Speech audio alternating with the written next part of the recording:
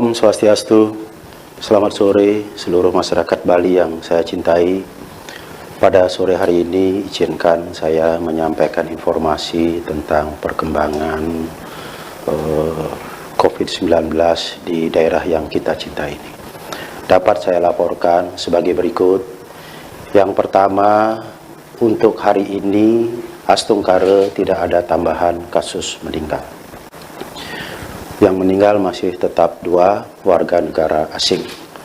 Kemudian yang kedua, untuk hari ini rumah sakit belum ada yang melaporkan pasien positif yang sembuh, sehingga jumlah pasien positif corona yang sembuh sampai hari ini masih tetap 19.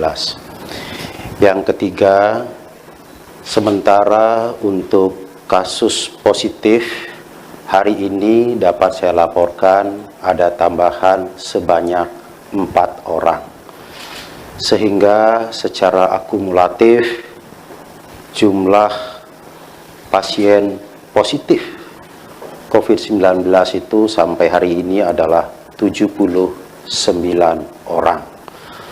4 orang tambahan hari ini semuanya imported case atau kasus positif yang dibawa oleh orang yang memiliki riwayat perjalanan dari luar negeri. Dengan demikian, maka saya dapat sampaikan penjelasan bahwa dari 79 kasus positif itu, rinciannya adalah sebagai berikut ya.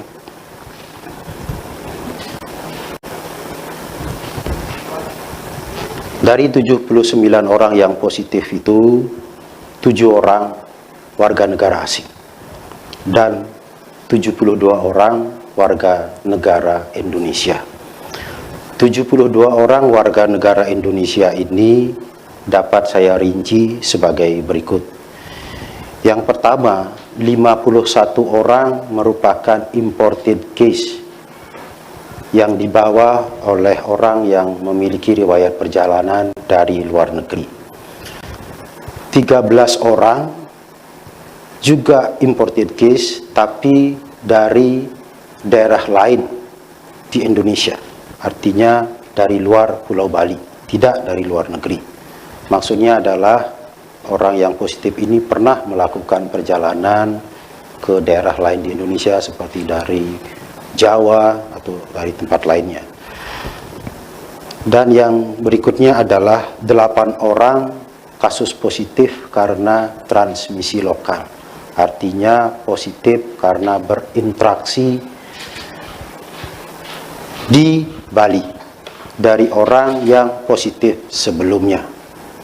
Jadi dari angka-angka yang saya sampaikan tadi, dari 79 kasus positif itu, 8 orang merupakan transmisi lokal.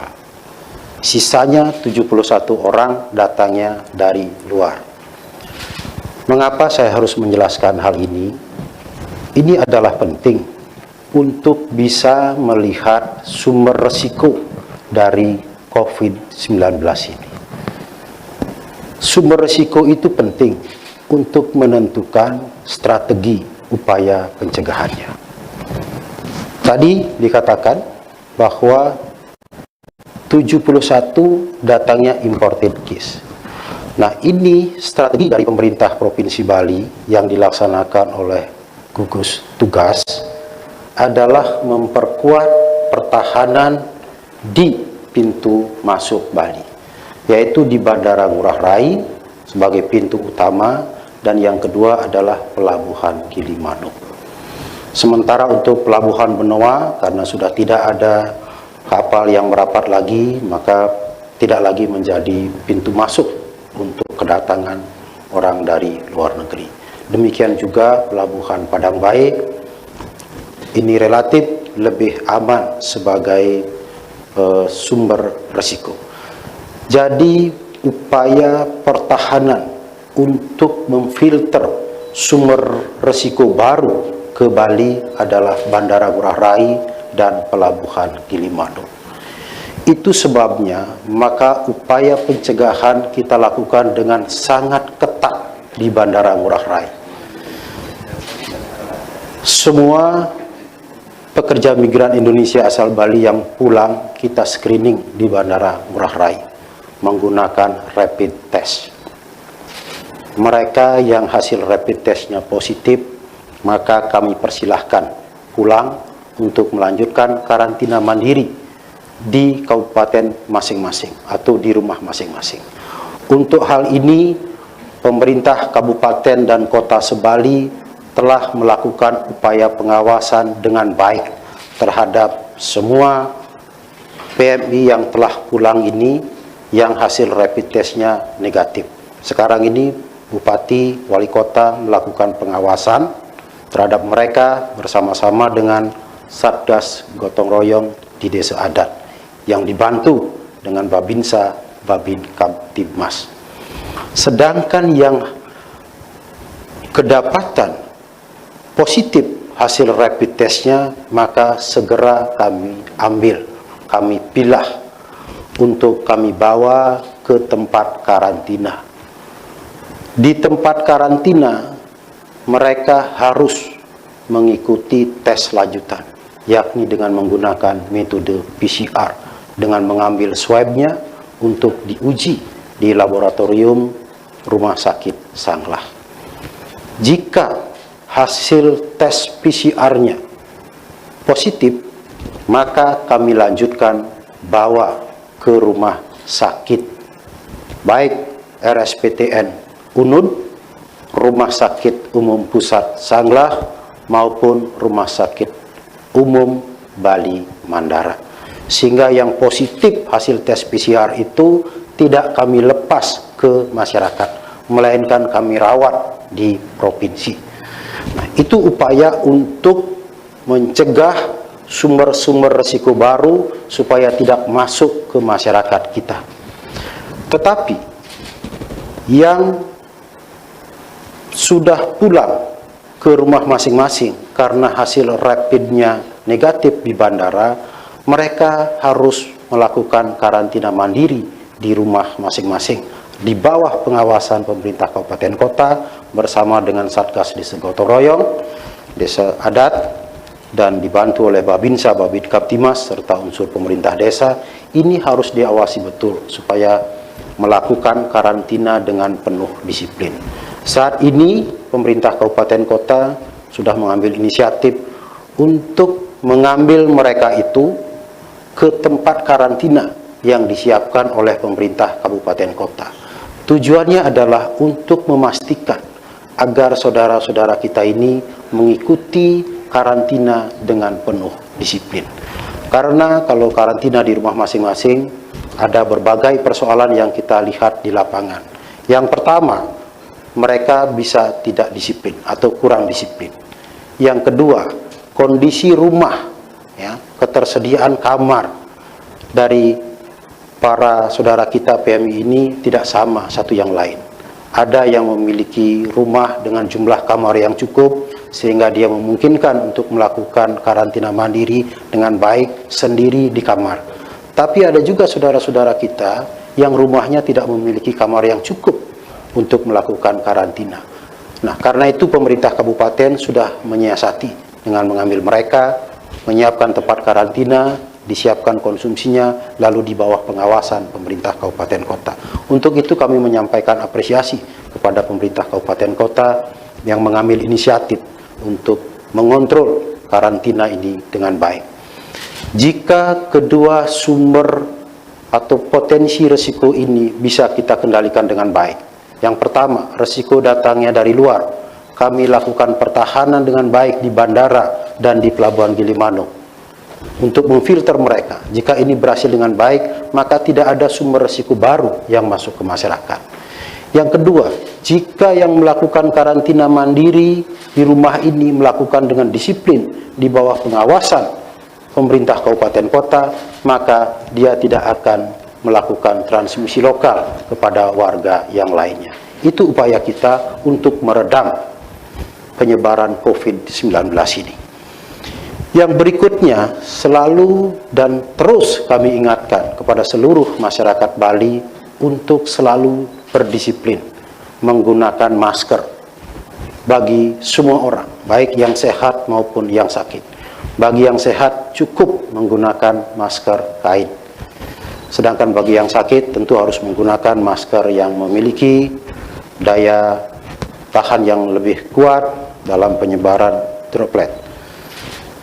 Berikutnya, masyarakat juga kami tetap minta untuk disiplin mencuci tangan dengan menggunakan sabun pada air yang mengalir, terutama sekali sebelum menyentuh bagian mulut, bagian hidung dan mata, serta sebelum mengambil makanan.